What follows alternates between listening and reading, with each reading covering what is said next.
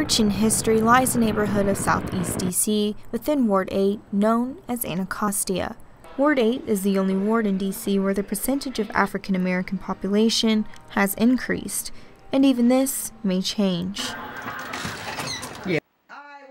This is Darlene Jameson, a 58-year-old on disability who's lived in Anacostia her whole life and has seen the changes throughout the years.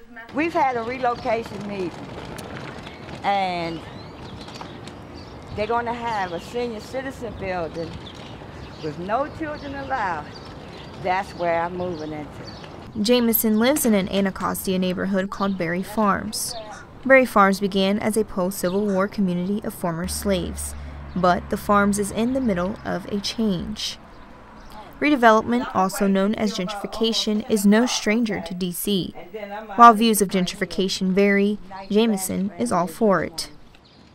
Everyone that's still here on Berry Farms property, we're happy that it's coming. We're just waiting for them to start doing the demolition and moving us from one house to the, while they do their thing. I can't wait. Jameson has been relocated before from her previous home in East Capitol Dwellings, but didn't mind moving to the Farms. Some people have been so stuck in a grind for so long that a lot of people are scared of change. Some people have never even been outside of this area right here, you know what I mean? So sometimes people can get afraid of things, and so they put up a fight. Just 2 miles away in Washington Highlands is where Jameson's ex-daughter-in-law, Skylar Moore, lives. Although Jameson has high hopes for redevelopment, Moore does not, knowing firsthand what being pushed out is like. I moved here into Highland in November 2007, and it was my first time living in public housing. I was living with my grandmother at the time. All four of us were living with my grandmother, and it was overcrowded. I had just separated from my husband at the time. Fast forward to 2009, that's when we started getting letters in the mail talking about renovations, displacement. It actually said the word displacement on the letter. I didn't know what none of this stuff meant. All I heard was that at some point you all are going to have to move. That's what I heard. And I still didn't take it serious. I still wanted to just like, oh, we'll be fine.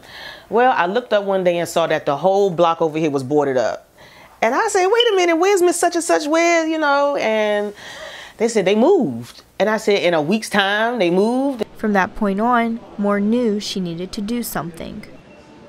Most neighbors didn't want to get involved. They were just like, this is part of living in housing. Girl, you can't fight the government. It is what it is. But there were a few residents that did not want to go where they were trying to push us to go.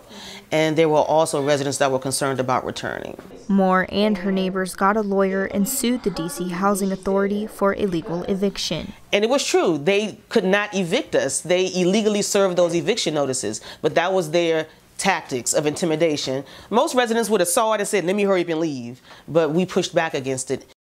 Because they won the lawsuit, Moore continues to fight for Ward 8, testifying at hearings and protesting. Cap, did I show you the protest? Did you see it? Come here, look. Oh, that's Kyra right there.